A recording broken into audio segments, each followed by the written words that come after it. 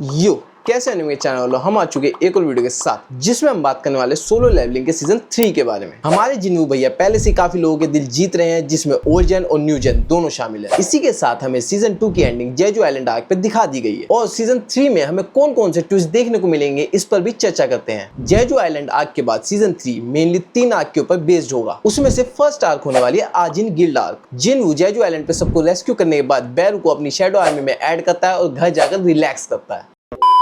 फिर वो सोचता है गिल्ड क्रिएट करने की, पर उसको गिल्ड क्रिएट करने में कोई इंटरेस्ट नहीं था। उसका गिल्ड क्रिएट करने का एक मोटिव था ताकि वो गिल्ड बेस्ड डंजन की रेट्स को एक्सेप्ट कर सके, जिसमें हंटर एसोसिएशन के रूल्स की वजह से वो सोलो पार्टिसिपेट नहीं कर सकता था। और अपनी गिल्ड को पॉपुलर करने के लिए जिन्नू जिन्हो की कजन को इन्वाइट करता है अपनी गिल्ड में, जिसका नाम होता है यू सुयोन, क्योंकि वो एक पॉपुलर एक्ट्रेस है और एक ए रैंक हंटर भी। इसके बाद जिन्नू अपनी गिल्ड का एक बहुत गंदा सा नाम रखता है सोलो प्ले, जो जिन्हो को बिल्कुल पसंद नहीं आता। उसके बाद पाक जोंग सू जो गिल्ड मास्टर होता है नाइट गिल्ड का, एक प्रपोजल लेके आता है ए रैंक डंजन में जॉइंट रेड मिशन का, जिसे जिन्नू एक्सेप्ट कर लेता है। पर रेड में एंटर होने से पहले ही वो अपने आप को बैरू से रिप्लेस कर लेता है, क्योंकि जिन्नू की बहन जिनहा के स्कूल के अंदर एक ए रैंक गेट ओपन होता है जिसमें से निकल के आते हैं ग्रीन हाई ऑर्क्स, जो सबको मारने लग जाते हैं। पर लास्ट टाइम पे आकर जिन्नू सबको रेस्क्यू कर लेता है। आखिर में जिन्नू अपनी गिल्ड का नाम चेंज करके अपने ऊपर और अपनी बहन के ऊपर रखता है, जिसका नाम होता है आजिन गिल्ड। और अब है सेकंड आर्क, जिसके अंदर हमें दिखाया जाएगा डबल डंजन आर्क के बारे में। इसमें हमें देखने को मिलता है जिस चीज का हम सबको इंतजार था। जिन्नू फिर से एंटर करता है डबल डंजन को एक्सप्लोर करने के लिए और उसे वहां पता चलता है कि उसकी पावर्स उसे कहां से मिली है। फिर वहां पे जिन्नू का रीमैच स्टार्ट होता है सीजन 1 वाले स्टैचूज के साथ। Round 2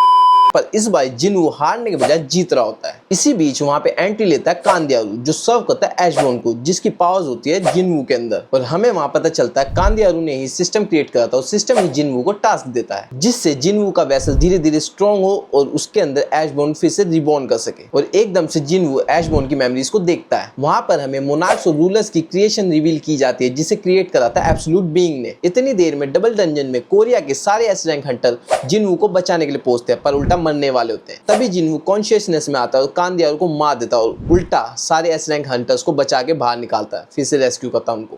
control.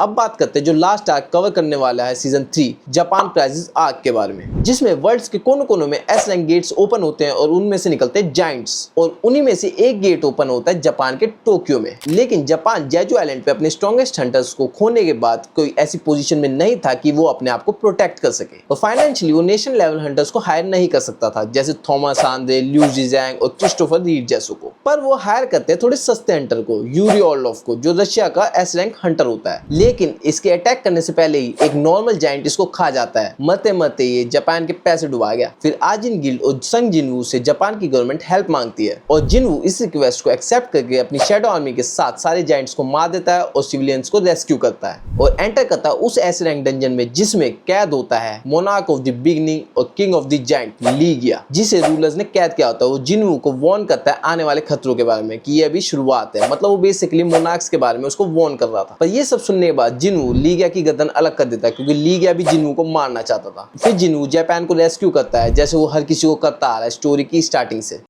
बात तो सही है। आने वाला सीजन 3 इन 3 आर्क्स को कवर करेगा, जिसमें हमें कई कैरेक्टर्स और न्यू मिस्ट्रीज को दिखाया जाएगा। तो गाइस, आपको सोलो लेवलिंग के आने वाले सीजन 3 की मानवा का ब्रेकडाउन चाहिए तो आप कमेंट कर दो, भर दो कमेंट। अगर आपको मेरी वीडियो अच्छी लगे तो मेरी वीडियो को लाइक करें और कमेंट करें और मेरे चैनल को सब्सक्राइब करें। बाय।